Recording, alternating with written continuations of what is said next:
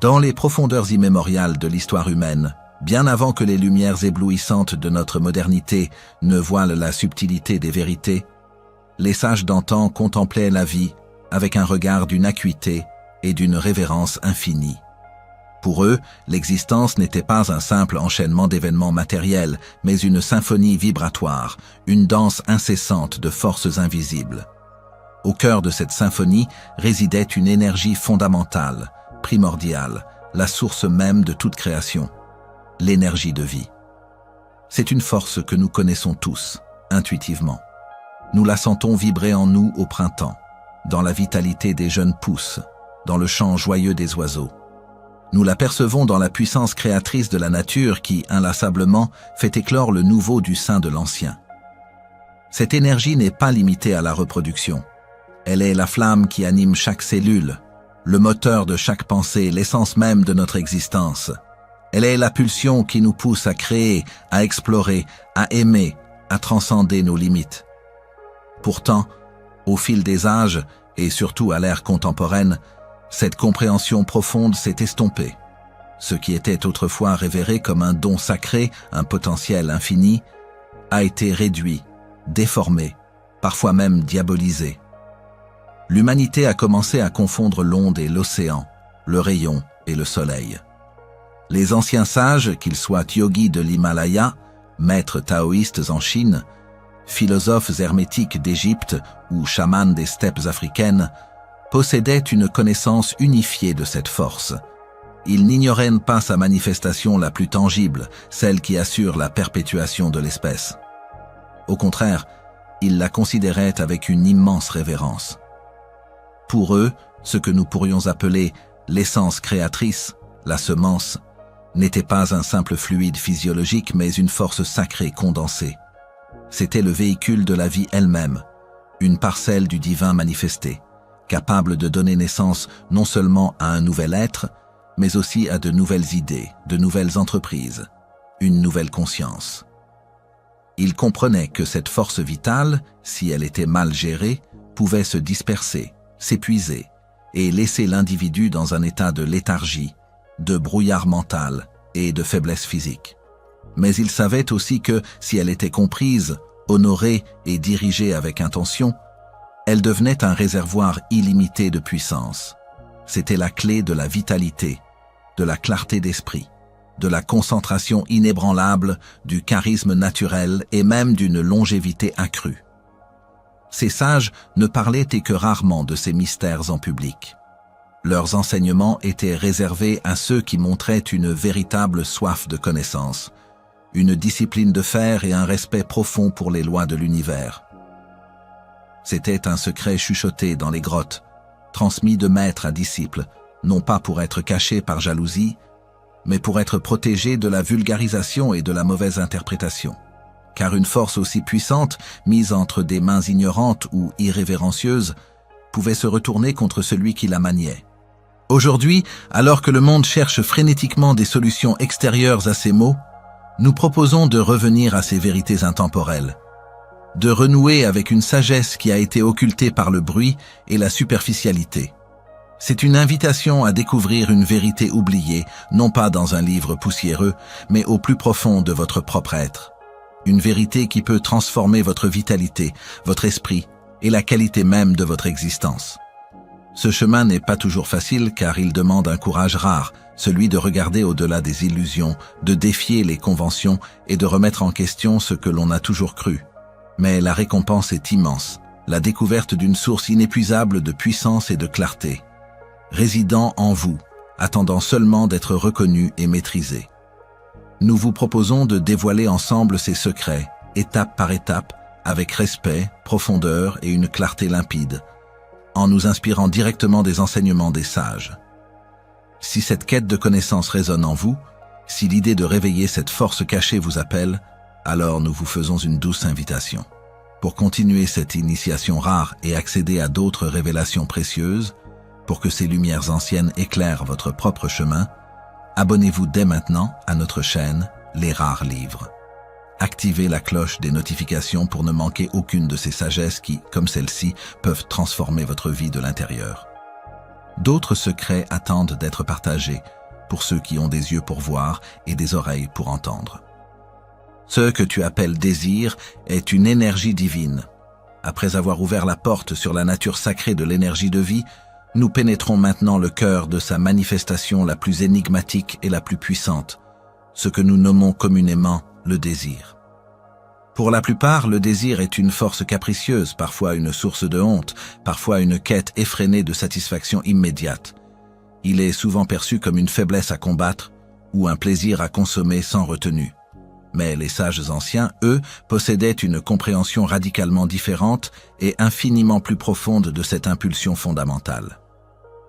Pour ces maîtres de la sagesse universelle, le désir n'était point un péché, ni une faiblesse à éradiquer. Au contraire, ils le voyaient comme une énergie divine, une force pure et neutre, un puissant courant de vie qui, s'il était compris et orienté avec conscience, pouvait devenir le moteur de la plus haute réalisation. Ils savaient que le désir est la première étincelle de toute création. C'est le désir qui pousse la graine à percer la terre, l'artiste à saisir son pinceau, le chercheur à explorer l'inconnu, l'âme à chercher la vérité. Sans désir, la vie stagnerait, l'évolution cesserait. La distinction cruciale que ces anciens faisaient résidait dans l'orientation de cette force. Le désir, en soi, n'était ni bon ni mauvais. Sa valeur résidait dans la direction que l'on lui donnait. Un désir non maîtrisé, laissé à ses instincts les plus bruts et les plus éphémères, pouvait certes mener à la dispersion, à l'épuisement, voire à la souffrance. Mais un désir élevé, purifié par l'intention et dirigé vers des objectifs nobles, qu'ils soient spirituels, créatifs ou de service, devenait alors une source inépuisable de puissance et de manifestation. Il s'agissait de passer de l'esclavage du désir à la maîtrise consciente de cette énergie. L'erreur tragique de notre ère moderne est précisément là. Nous avons confondu le plaisir éphémère avec la puissance durable. Nous avons appris à chercher la satisfaction instantanée du désir, croyant que le bonheur réside dans la consommation et la dissipation de cette énergie. Mais le plaisir, dans sa forme la plus superficielle, est comme une flamme de paille, vive un instant, puis s'éteint, laissant derrière elle un vide et une quête renouvelée. La puissance, elle, est une flamme intérieure constante, nourrie par la maîtrise et la direction consciente de cette même énergie. Lorsque nous cherchons uniquement la décharge rapide du désir, nous dissipons cette force vitale. C'est comme un fleuve puissant dont l'eau serait gaspillée en 1000 ruisseaux éphémères, au lieu d'être canalisée pour irriguer des terres fertiles ou alimenter une ville entière. La frustration et le vide que beaucoup ressentent après une quête incessante de plaisir sont les signes mêmes de cette dissipation. L'âme a soif de plus grand, d'une manifestation de puissance qui ne se mesure pas à l'intensité d'une sensation passagère, mais à la profondeur de l'être et à la force créatrice. Les traditions ancestrales enseignaient que chaque être humain est doté d'un réservoir d'énergie vitale et que la manifestation la plus puissante de cette énergie se trouve dans l'essence de vie créatrice. Cette essence, cette semence au sens large, est la quintessence de notre potentiel. Quand elle est honorée et non gaspillée, elle n'est pas stagnante mais se recycle, s'élève et nourrit les centres supérieurs de notre être. Elle illumine l'esprit, renforce la volonté et magnétise les opportunités.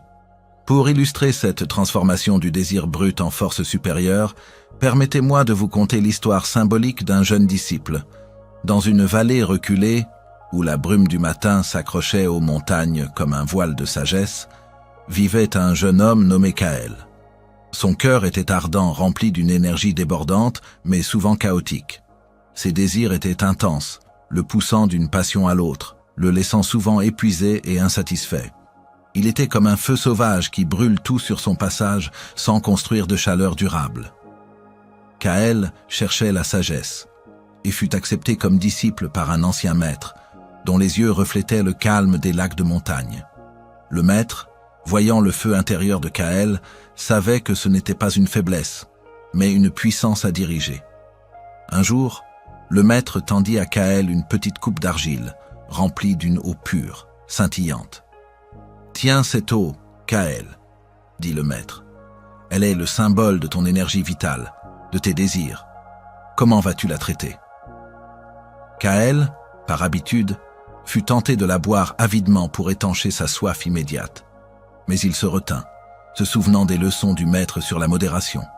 Il sentit le désir ardent de la vider d'un trait, mais une autre pensée, plus subtile, commença à émerger.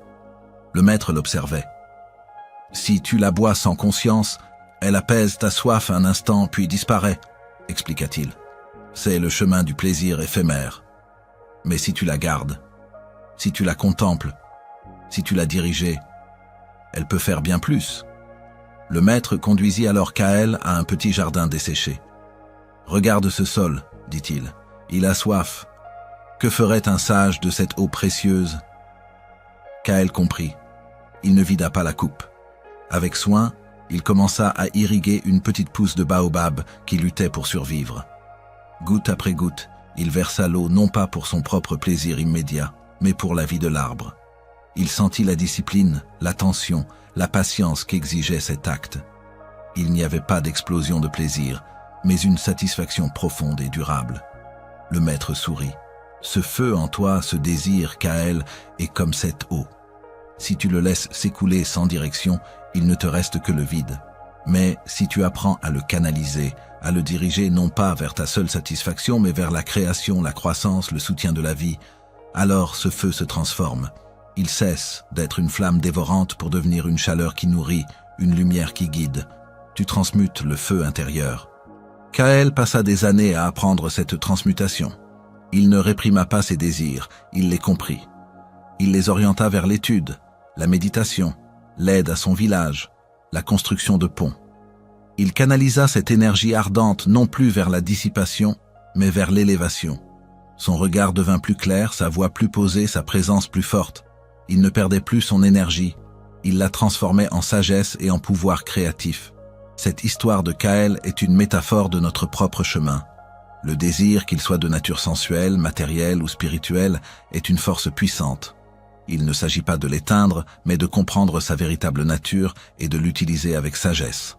La clé est de ne pas se laisser aveugler par la gratification immédiate, mais de voir au-delà, vers la puissance durable que la maîtrise peut offrir.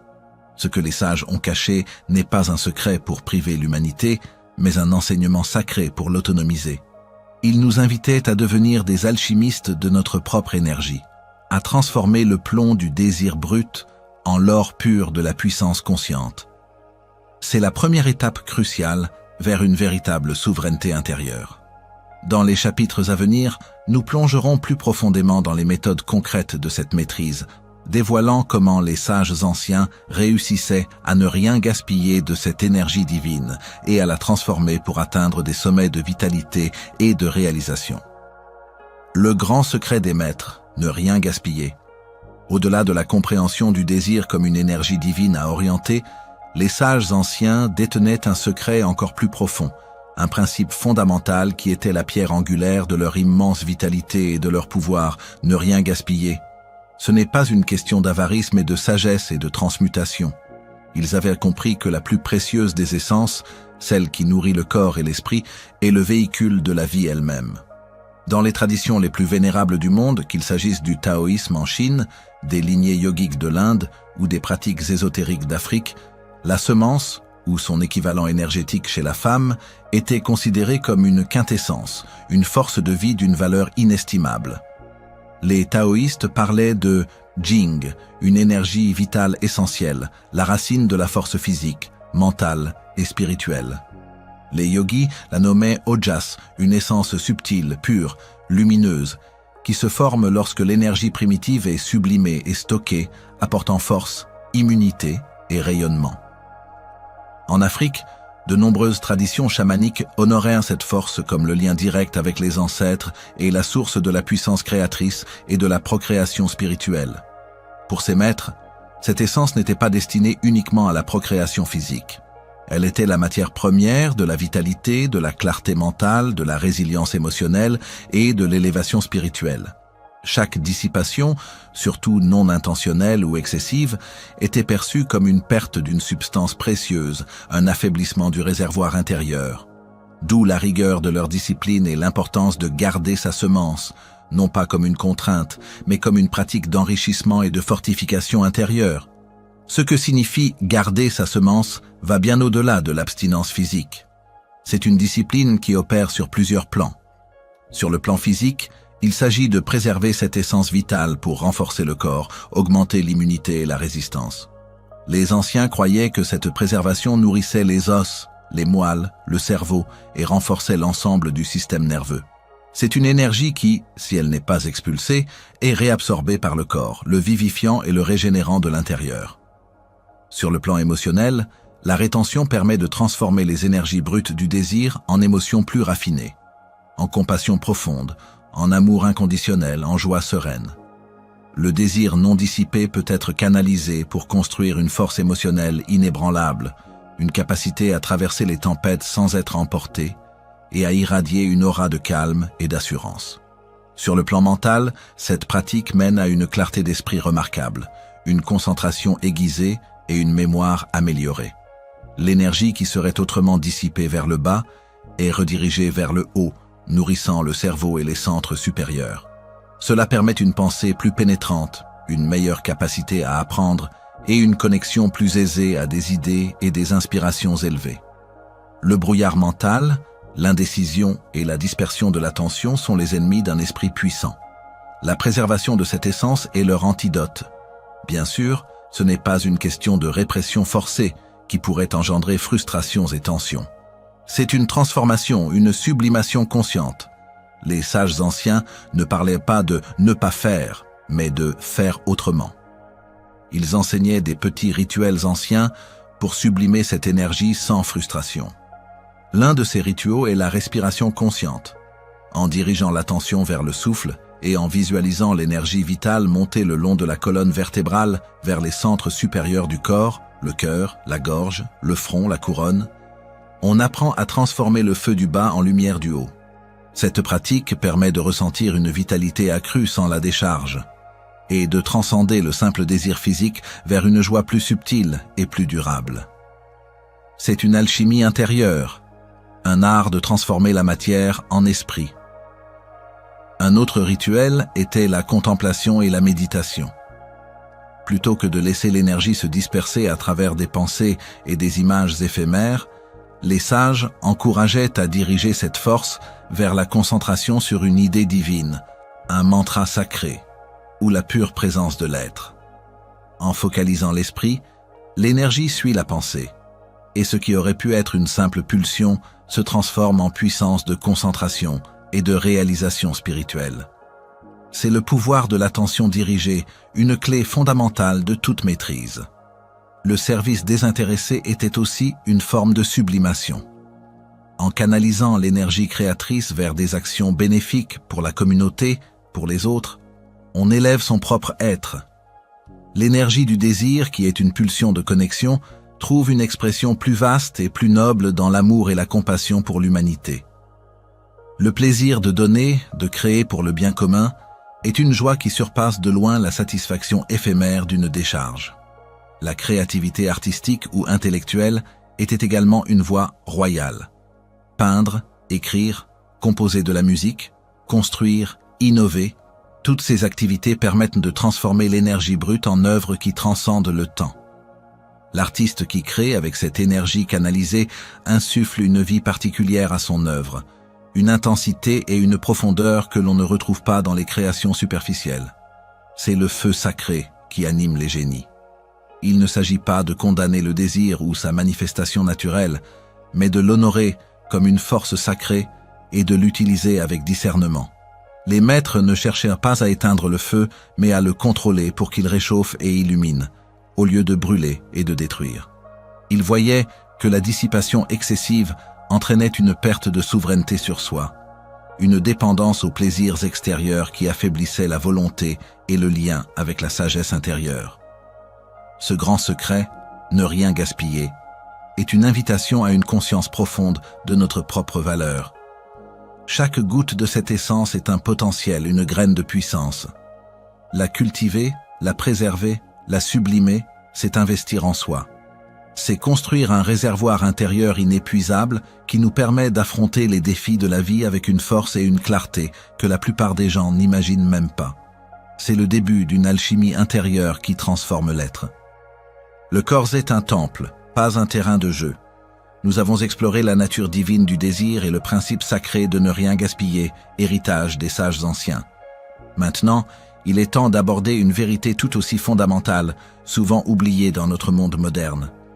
Notre corps physique, ce véhicule que l'âme habite, n'est pas un simple assemblage de chair et d'os.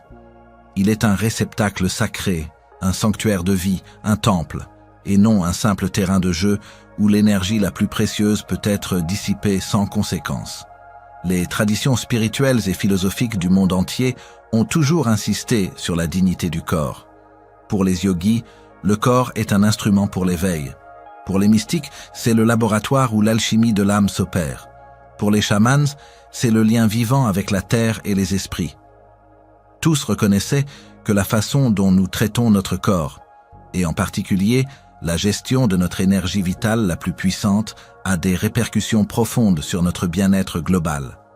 Dans l'effervescence de nos vies contemporaines, où le divertissement et la gratification immédiate règnent en maître, la notion de sacralité du corps a été érodée. Nous sommes souvent encouragés à rechercher le plaisir sans limite, à explorer chaque impulsion sans discernement, sous prétexte de liberté.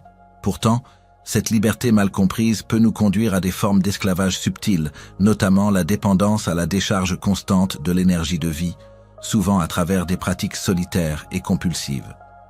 Il est crucial de parler des dangers subtils de la dissipation compulsive de cette énergie, car ces dangers ne sont pas toujours visibles à l'œil nu, mais ils rongent l'être de l'intérieur. Lorsque l'acte d'expulser cette essence devient une habitude incontrôlée, une fuite régulière, les conséquences ne sont pas seulement physiques, elles se manifestent sur les plans mental et spirituel, comme un lent déracinement. Le premier de ces dangers est la perte de vitalité.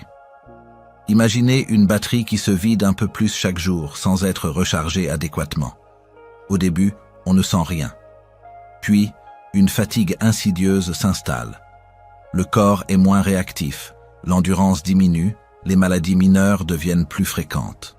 Les sages comprenaient que cette énergie est la source de notre feu intérieur, de notre élan vital. Sa dissipation excessive éteint progressivement cette flamme, laissant l'individu apathique, sans véritable passion ni force pour affronter les défis de la vie. On devient comme un arbre dont la sève s'écoulerait en permanence, le rendant fragile et vulnérable. Ensuite vient le brouillard mental. L'énergie vitale, rappelons-le, est intrinsèquement liée à la clarté de l'esprit, à la concentration et à la mémoire. Lorsque cette essence est gaspillée, le cerveau est privé d'une nourriture subtile mais essentielle. La pensée devient confuse, la concentration difficile à maintenir, les idées s'éparpillent. On peut ressentir une sorte d'amnésie légère, une difficulté à se souvenir des détails, ou un manque de focus qui rend l'apprentissage et la création ardus. C'est comme si un voile se posait sur l'esprit, obscurcissant la vision et la perspicacité. On perd cette acuité que les sages cultivaient pour percer les mystères de l'existence. Le danger le plus insidieux est peut-être le déracinement spirituel. Cette énergie est notre lien le plus direct avec la source de vie, avec notre essence divine. Sa dissipation compulsive nous déconnecte progressivement de notre centre intérieur, de notre intuition profonde et de notre sentiment de but. On peut se sentir vide, déconnecté de soi-même et du monde, en quête perpétuelle d'une satisfaction qui ne vient jamais vraiment, car elle est recherchée à l'extérieur alors qu'elle a été dissipée de l'intérieur. C'est cette perte de connexion qui peut mener à l'anxiété chronique, à la dépression et à un sentiment de non-sens. Le temple intérieur est profané, et l'esprit divin qui l'habite se sent étranger en son propre royaume. Comment alors retrouver son axe, reprendre possession de son royaume intérieur? Il ne s'agit pas d'une répression punitive, mais d'une réorientation consciente de notre volonté et de notre énergie. C'est un retour à la souveraineté. La première étape est la prise de conscience, reconnaître la fuite, identifier la compulsion et cesser de la justifier. C'est un acte de courage que de regarder cette ombre en face. La deuxième étape est la restauration de la dignité du corps. Cela commence par le respect de soi. Traitez votre corps comme le temple qu'il est. Nourrissez-le avec des aliments vivants. Purifiez-le avec de l'eau claire. Donnez-lui le repos dont il a besoin et engagez-le dans des mouvements qui honorent sa structure. Chaque acte de respect envers votre corps renforce votre lien avec cette essence vitale. La troisième étape est la canalisation consciente. L'énergie ne disparaît pas, elle se transforme. Si l'impulsion de dissipation se fait sentir, ne la combattez pas frontalement par la force brute, ce qui créerait de la résistance. Au lieu de cela, visualisez cette énergie montant le long de votre colonne vertébrale, comme une flamme qui s'élève vers votre cœur, puis votre esprit, puis votre couronne. Dirigez-la vers une activité créatrice, une lecture inspirante, une méditation profonde, un exercice physique. Transformez le désir de décharge en une poussée de créativité ou de concentration. C'est l'alchimie du corps et de l'esprit. Permettez-moi de vous conter une parabole simple pour appuyer ce message.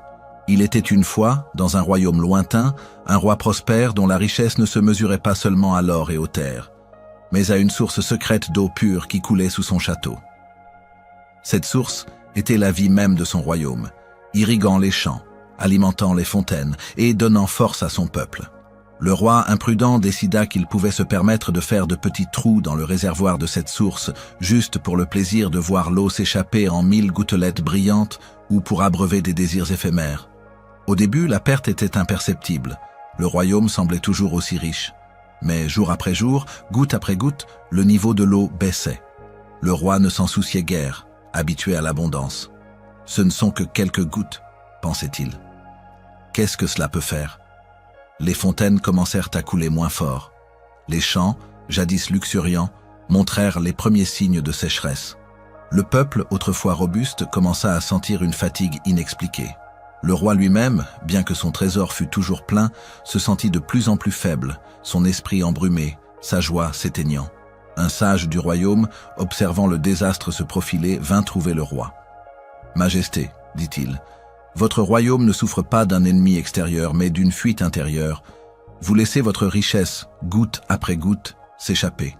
Chaque gouttelette que vous gaspillez est une parcelle de la vie qui vous abandonne, qui affaiblit votre corps, obscurcit votre esprit et déracine votre âme de sa source. » Le roi, enfin, comprit. Il réalisa que même les plus petites fuites, répétées inlassablement, pouvaient vider le plus grand des réservoirs. Il fit sceller les trous, un par un, avec soin et détermination. Il apprit à honorer la source, à ne puiser que ce qui était nécessaire et à diriger l'eau vers des buts nobles et durables. Progressivement, la source se remplit, les fontaines jaillirent à nouveau, les champs reverdirent, et le roi retrouva sa vitalité, sa clarté et sa joie. Son royaume prospéra plus que jamais, non pas par ce qu'il accumulait, mais par ce qu'il ne gaspillait plus. Cette parabole est un miroir de la gestion de notre propre énergie vitale. Chaque acte de dissipation compulsive est une petite fuite dans le réservoir de notre être. Ces quelques gouttes peuvent sembler insignifiantes sur l'instant, mais leur accumulation finit par nous priver de notre vitalité, de notre clarté mentale et de notre connexion spirituelle. Reconnaître votre corps comme un temple, c'est prendre un engagement sacré envers vous-même. C'est un acte d'amour-propre, un choix conscient de préserver et d'élever cette force divine en vous, plutôt que de la laisser s'écouler sans but. En reprenant possession de votre royaume intérieur, vous devenez le roi ou la reine de votre propre destinée, capable de diriger votre énergie vers la création et la manifestation de votre plus haut potentiel. C'est la voie des sages, un chemin vers la puissance et la plénitude véritable. Transmutation, de l'esclave à l'alchimiste. Nous avons compris la nature divine du désir, l'importance sacrée de préserver notre essence vitale et comment notre corps est un temple. Mais la sagesse des anciens ne s'arrêtait pas à la simple rétention. Elle offrait une voie plus puissante encore, la transmutation. Ce processus alchimique intérieur permet de passer de l'état d'esclave de nos impulsions à celui d'alchimiste conscient de notre propre énergie, capable de transformer la matière brute du désir en l'or pur de la force créatrice et spirituelle. La plupart des gens perçoivent l'énergie sexuelle comme une force unidirectionnelle, destinée à une seule fin. Les sages, eux, voyaient en elle une source primordiale, un feu cosmique qui pouvait être dirigé vers de multiples manifestations. Ils savaient que cette énergie est la même force qui propulse la vie, l'innovation, la passion et l'illumination. Le secret était de savoir comment transformer cette énergie potentiellement dissipatrice en créativité, en force mentale, en charisme.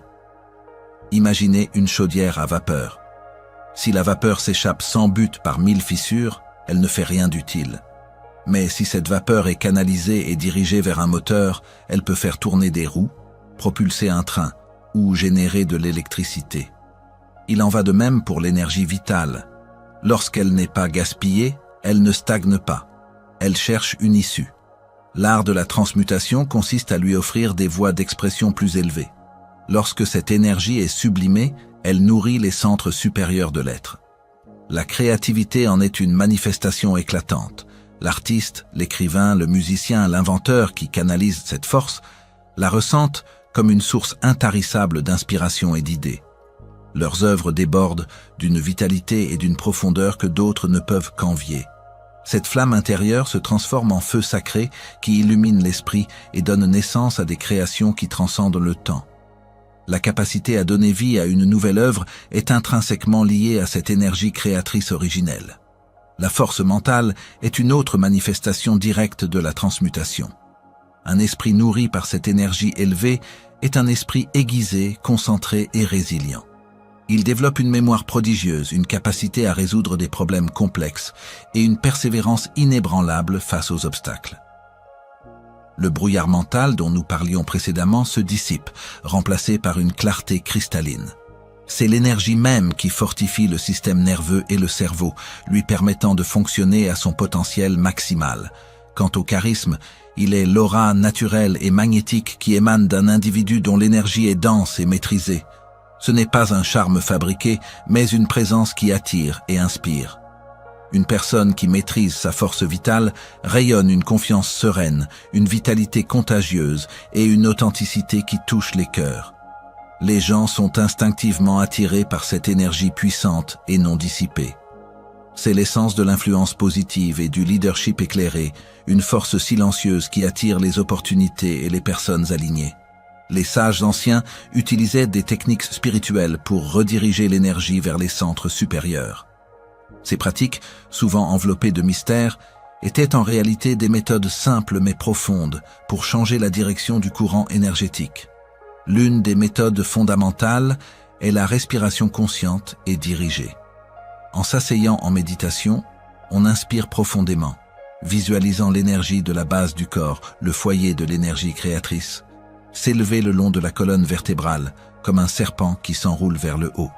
À l'expiration, cette énergie est diffusée dans les centres supérieurs, le cœur pour la compassion et l'amour, la gorge pour l'expression et la vérité, le front pour la clarté mentale et l'intuition, et la couronne pour la connexion spirituelle. Cette visualisation répétée recable littéralement le système énergétique, habituant le corps et l'esprit à cette ascension de la force vitale. La visualisation créative était une autre technique puissante. Plutôt que de laisser l'esprit vagabonder vers des pensées dissipatrices, les sages entraînaient leur esprit à visualiser clairement leurs objectifs les plus élevés, leurs idéaux spirituels ou des œuvres de beauté. En concentrant cette énergie ardente sur une image mentale forte et constante, ils la magnétisaient, l'attirant vers la manifestation. L'énergie suit la pensée. En pensant à la grandeur, l'énergie se met au service de la grandeur. Le chant sacré et la récitation de mantras jouaient aussi un rôle crucial. Les vibrations des sons sacrés ont le pouvoir d'élever la conscience et de rediriger l'énergie. En répétant des sons spécifiques, mantras, on crée une résonance qui purifie les canaux énergétiques et aide à diriger la force vitale vers les centres supérieurs. C'est une forme d'alchimie sonore, où la vibration transforme l'énergie dense en une fréquence plus élevée. Ces pratiques ne sont pas de simples exercices. Elles sont des portes vers une nouvelle façon d'être, où chaque impulsion de désir n'est plus une contrainte, mais une opportunité de croissance et d'élévation. L'alchimiste ne réprime pas le désir, il le transfigure. Dans les symbolismes anciens, cette transmutation est souvent représentée par des images puissantes. L'aigle est un symbole universel de l'ascension, de la vision claire et de la souveraineté. L'aigle s'élève au-dessus des nuages, voyant le monde d'une perspective plus vaste. Il représente l'énergie sexuelle sublimée qui s'élève vers les hauteurs de la conscience, permettant à l'individu de voir au-delà des illusions et de prendre des décisions avec une clarté divine.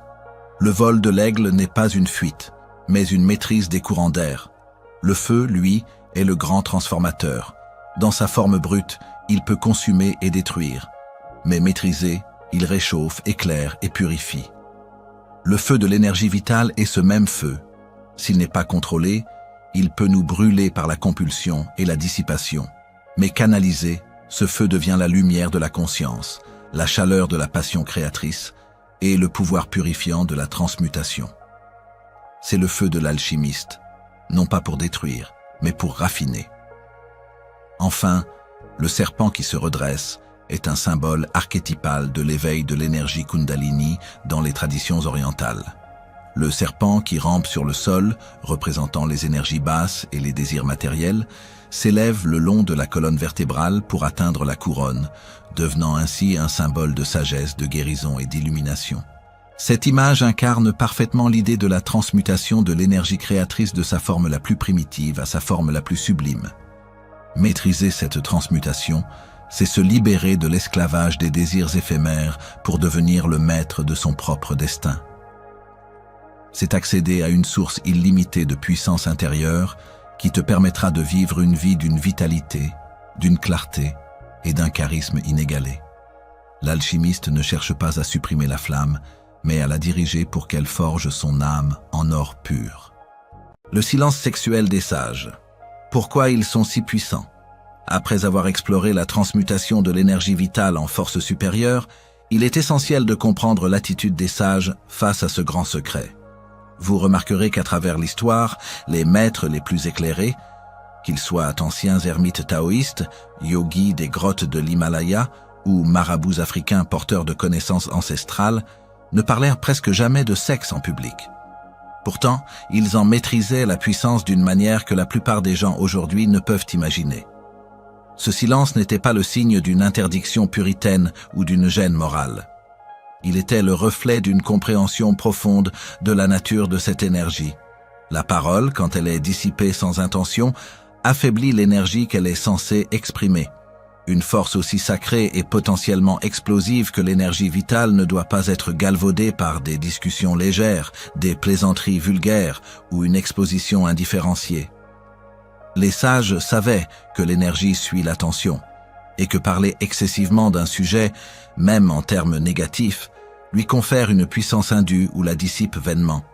Leur silence était une forme de préservation et de vénération.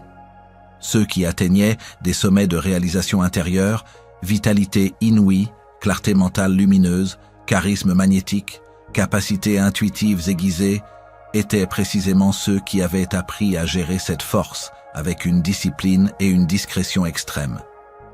Leurs vies étaient des exemples vivants de la transmutation. Leur puissance ne venait pas du fait d'en parler, mais du fait de la vivre, de la diriger, de la sublimer en silence. Leur mystère n'était pas une façade, mais l'aura naturelle d'une énergie contenue et raffinée. Prenez l'exemple des grands hommes et des grandes femmes de l'histoire qui ont semblé accomplir l'impossible. Souvent, leur force ne venait pas de leur musculature ou de leur éloquence, mais d'une force intérieure, d'un feu intense qui les animait. Ces individus ont souvent sublimé leur énergie créatrice et vitale vers des objectifs colossaux. Pensez à un inventeur comme Nikola Tesla, dont la dévotion à la science et l'innovation semblait absorber toute son existence. Il parlait de l'importance de préserver son énergie créatrice pour ses travaux. Ou à un leader spirituel dont la présence seule pouvait calmer les foules et inspirer la foi, non pas par des mots complexes, mais par une simple aura de puissance tranquille. De nombreux moines, ermites et ascètes à travers les âges, dont le mode de vie était marqué par la frugalité et le célibat, ne cherchaient pas la sainteté pour la sainteté, mais une maîtrise de leur énergie pour atteindre des états de conscience supérieurs, une vitalité inépuisable et des capacités mentales hors du commun. Leurs récits regorgent d'exemples de clairvoyance, de résilience physique et d'une influence qui dépassait l'entendement commun. Ces figures ne dissipaient pas leur force primordiale. Elles la redirigeaient, elles la transformaient en passion pour la découverte, en dévotion pour la vérité, en compassion pour l'humanité, en une volonté de faire capable de déplacer des montagnes. Le silence autour de la source de leur pouvoir n'était pas une cachotterie, mais une marque de son caractère sacré et personnel. La véritable puissance ne crie pas, elle est, elle rayonne, elle agit en profondeur. La question qui se pose alors est comment vivre dans le monde moderne avec cette sagesse ancienne? Comment appliquer ces principes dans une société qui valorise l'expression constante, la consommation effrénée et la glorification du plaisir immédiat? La réponse ne réside pas dans un isolement monastique, mais dans un engagement conscient et discret avec cette énergie. Cultiver le silence intérieur. Dans un monde bruyant, la première étape est de créer des sanctuaires de calme en soi. Cela peut être à travers la méditation quotidienne, même 5 minutes. C'est dans ce silence que vous pourrez entendre la voix de votre propre corps et les murmures de votre âme concernant la gestion de votre énergie. Moins vous laissez le bruit extérieur dicter votre état intérieur, plus vous pouvez gérer consciemment votre énergie. Discrétion et honneur. Honorez la nature sacrée de votre énergie vitale. Cela signifie être discret sur vos pratiques, vos expériences et vos compréhensions les plus intimes. Ne dissipez pas cette force par des bavardages inutiles ou des discussions triviales. Gardez pour vous ce qui est sacré. L'énergie perd de sa puissance quand elle est exposée sans discernement. Ce n'est pas de la dissimulation, mais de la protection. L'intention consciente. Chaque fois que l'énergie vitale se manifeste, que ce soit à travers le désir, la colère ou la créativité, posez-vous la question: comment puis-je utiliser cette énergie de la manière la plus élevée et la plus bénéfique? Plutôt que de la laisser vous emporter, redirigez-la consciemment vers un but noble. Un projet créatif, un apprentissage, un acte de service, une profonde méditation, une connexion authentique. C'est un acte d'alchimie en temps réel. La discipline douce. La maîtrise de soi n'est pas un combat acharné, mais une danse douce et constante. Si vous avez une habitude de dissipation compulsive, ne vous jugez pas sévèrement. Observez-la sans attachement et choisissez consciemment de la transformer, pas à pas. Remplacez une vieille habitude par une nouvelle qui canalise l'énergie vers des centres supérieurs. Par exemple, au lieu de céder à une impulsion, prenez une profonde inspiration et engagez-vous dans une activité physique intense ou écrivez dans votre journal. L'attention au corps. Traitez votre corps avec le respect d'un temple sacré. Une alimentation saine, un sommeil réparateur, une activité physique régulière et une exposition à la nature renforcent votre vitalité et facilitent la sublimation de l'énergie. Moins le corps est encombré, plus l'énergie peut circuler librement et être dirigée vers les centres supérieurs. Le silence des sages n'était pas une absence, mais une plénitude d'énergie contenue, transmise et sublimée. Leur pouvoir ne résidait pas dans ce qu'ils cachaient, mais dans ce qu'ils vivaient et incarnaient. En adoptant cette sagesse dans votre vie moderne, vous ne vous retirez pas du monde. Vous vous ancrez plus profondément en vous-même. Vous devenez une source de lumière stable, une présence qui inspire non par les mots, mais par l'être. C'est ainsi que la force cachée des sages devient la vôtre. En honorant cette énergie primordiale par la maîtrise, la discrétion et la transmutation consciente, vous développez un pouvoir silencieux, mais d'une force inébranlable, qui rayonnera dans tous les aspects de votre vie. Retrouvez ton trône intérieur. Nous avons voyagé à travers les enseignements millénaires de la compréhension du désir comme énergie divine à l'art sacré de la transmutation, en passant par la sacralité du corps et le pouvoir du silence. Il est temps maintenant de contempler la véritable culmination de cette maîtrise. Retrouver ton trône intérieur. C'est l'ultime étape où tu ne te contentes plus de comprendre les secrets des sages, mais où tu les incarnes, devenant toi-même un maître de ta propre énergie, un souverain de ton être. Alors, ce que devient un homme ou une femme qui maîtrise cette énergie, ce n'est pas une transformation qui s'opère du jour au lendemain, mais une lente et puissante alchimie qui réaligne chaque fibre de ton être. La personne n'est plus à la merci de ses pulsions ou des influences extérieures. Elle devient un pilier, une force tranquille, un centre de rayonnement. Les changements sont souvent subtils au début, puis de plus en plus évidents. Tu remarques d'abord une augmentation de ta vitalité, Le corps se sent plus léger, plus énergique, moins sujet à la fatigue inexpliquée. C'est comme si un feu doux et constant brûlait en toi, te fournissant une réserve d'énergie inépuisable pour tes tâches quotidiennes et tes aspirations les plus élevées. Les maladies mineures s'éloignent, la résilience physique augmente et le sentiment général de bien-être devient ta nouvelle norme. L'effet sur la voix est particulièrement frappant. Une voix maîtrisée n'est pas forcément plus forte, mais elle est plus résonante, plus profonde, plus chargée d'autorité et de calme. Les paroles deviennent plus mesurées, plus intentionnelles, portant un poids et une conviction qui captivent l'auditoire. C'est la voix d'une personne qui parle depuis son centre, et non depuis ses peurs ou ses incertitudes. Les sages savaient que la voix est une émanation de l'énergie vitale. Plus cette énergie est dense et maîtrisée, plus la voix porte la vérité et la puissance. Quant aux yeux, ils acquièrent une brillance particulière, un éclat qui reflète la clarté intérieure et la présence. Le regard devient plus profond, plus pénétrant, capable de voir au-delà des apparences et de percer les illusions. C'est le miroir d'un esprit calme et d'une intuition affûtée. Tu vois avec plus de discernement, et les autres perçoivent une sagesse et une intégrité qui les attirent et les rassurent. Ce n'est pas un regard agressif, mais un regard ancré, serein, empli d'une intelligence tranquille. La posture change aussi naturellement, le corps se redresse, les épaules se détendent, la démarche devient plus assurée, plus fluide. Ce n'est pas une question de rigidité, mais d'un alignement naturel qui exprime la dignité et la souveraineté intérieure. Tu marches avec plus de présence, comme si chaque pas était intentionnel et ancré. Les gens le remarquent, même inconsciemment. Cette nouvelle posture est le reflet physique de ton trône intérieur retrouvé. Et tout cela converge pour transformer ta destinée.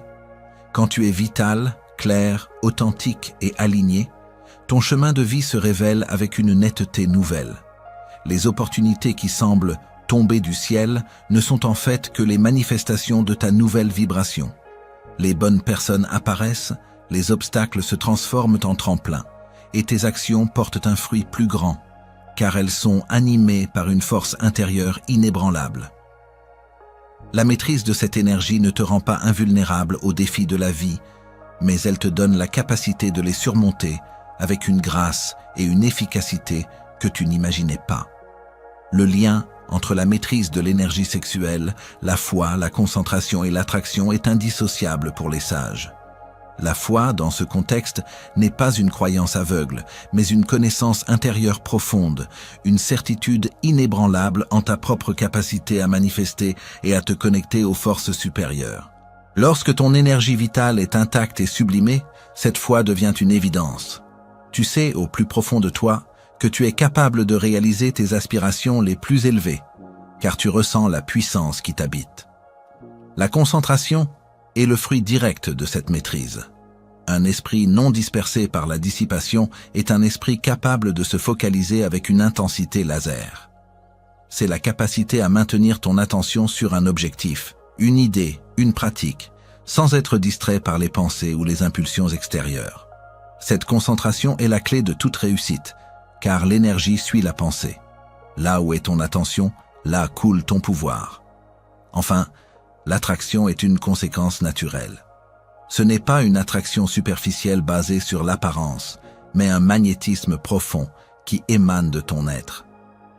Tu attires à toi les personnes, les circonstances, les ressources qui sont en résonance avec ta nouvelle vibration de puissance, de clarté et de sérénité. Que ce soit dans tes relations personnelles, professionnelles ou spirituelles, tu deviens un phare qui attire ce qui est aligné avec ton plus haut potentiel.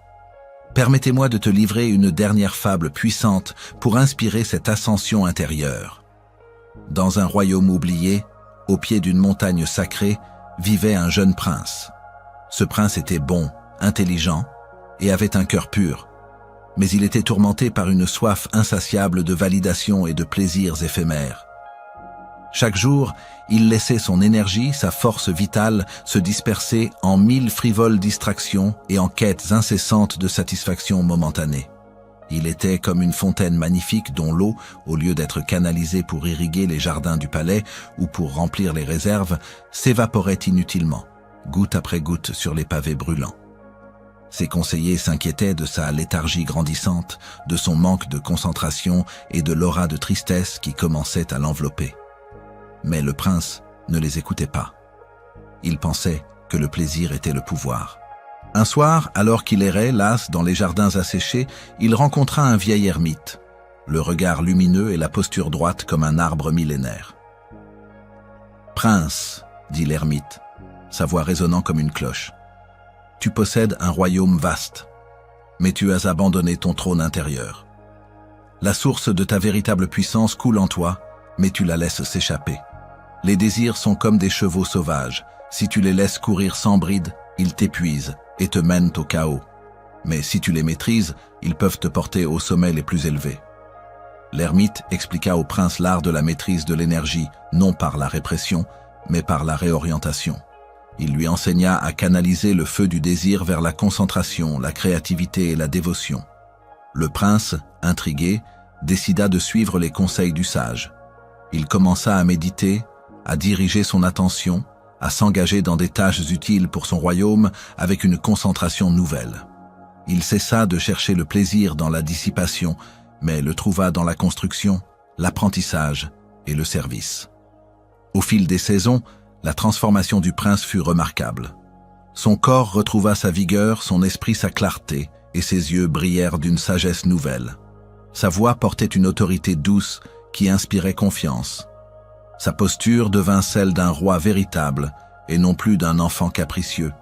Il avait non seulement sauvé son royaume de la sécheresse, mais il avait surtout repris possession de son trône intérieur.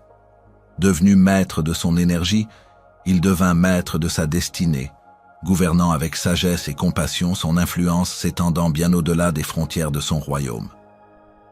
Cette fable est ton miroir. Le trône intérieur t'attend. Il est le siège de ta souveraineté, le lieu où réside ta force véritable, ta clarté et ta connexion au divin. En choisissant de maîtriser cette énergie vitale, en la transformant et en la dirigeant avec conscience, tu ne fais pas que changer tes habitudes. Tu te réinventes, tu te réalignes avec ta nature la plus élevée. Tu passes de l'état d'être humain à l'état d'être divin manifesté, capable de forger ta destinée avec une puissance et une sagesse que les sages anciens ont toujours honorées. Nous voici au seuil de la conclusion de notre exploration, après avoir traversé les voiles du temps pour percer le secret caché des sages anciens concernant la maîtrise de l'énergie sexuelle. Ce voyage, j'espère, a illuminé des vérités profondes, souvent voilées par la superficialité du monde moderne. Nous avons découvert que le désir n'est pas une faiblesse, mais une énergie divine en attente d'être dirigée, un feu sacré, capable de propulser la vie et la création. Nous avons appris le grand secret des maîtres, ne rien gaspiller de cette essence vitale, la semence, car elle est le réservoir de notre vitalité physique, de notre clarté mentale et de notre force émotionnelle et spirituelle. Ce n'est pas une question d'abstinence forcée, mais d'une profonde sagesse de la préservation et de la sublimation. Nous avons reconnu notre corps non pas comme un simple terrain de jeu, mais comme un temple sacré, un réceptacle de cette énergie précieuse. Nous avons mis en lumière les dangers subtils de la dissipation compulsive, la perte de vitalité, le brouillard mental, le déracinement spirituel, et comment reprendre possession de notre royaume intérieur par le respect et la conscience. L'art de la transmutation s'est révélé à nous comme l'alchimie suprême, transformant cette énergie primordiale en créativité éclatante, en une force mentale inébranlable et en un charisme magnétique, grâce à des techniques ancestrales et la compréhension de symboles puissants. Enfin, nous avons médité sur le silence des sages, cette discrétion qui entourait leur maîtrise, non pas pour cacher, mais pour préserver le sacré et agir avec une puissance silencieuse. Et nous avons contemplé la plus belle des récompenses, retrouver ton trône intérieur, ce qui transforme ta voix, illumine tes yeux, ancre ta posture et façonne ta destinée, te reliant à la fois à une concentration profonde et à un pouvoir d'attraction inouï. Ce que les sages anciens savaient et pratiquaient, ce n'est pas une mystique lointaine, mais une science de l'être. Une science qui révèle que la source de ta plus grande puissance n'est pas à chercher à l'extérieur, mais qu'elle réside déjà en toi, dans cette énergie vitale que tu as le pouvoir de maîtriser et d'élever. Ce message est un appel à l'action immédiate. Tout commence maintenant, pas demain. Il ne s'agit pas de l'étude passive d'une connaissance, mais de l'incarnation active d'une sagesse. Commence aujourd'hui à honorer ton énergie, à la diriger avec intention, à la transformer en force créatrice et en clarté d'esprit. Fais de chaque jour une nouvelle opportunité de retrouver ton trône intérieur. Si ces révélations ont allumé une étincelle en toi, si elles t'ont inspiré à explorer plus profondément les mystères de ton propre être, alors sache que ce chemin ne s'arrête pas là. Chez Les Rares Livres, nous sommes dédiés à déterrer et partager ces vérités intemporelles, ces sagesses oubliées qui ont le pouvoir de transformer ta vie de l'intérieur. Pour continuer cette initiation rare, pour ne jamais cesser d'éveiller la force cachée en toi et d'accéder à des connaissances qui peuvent te guider vers une vie de plénitude et de puissance, nous t'invitons à nous rejoindre. Abonne-toi dès maintenant à notre chaîne Les Rares Livres et active la cloche des notifications. Fais de cette simple action un engagement envers ton ascension intérieure. Ton voyage ne fait que commencer.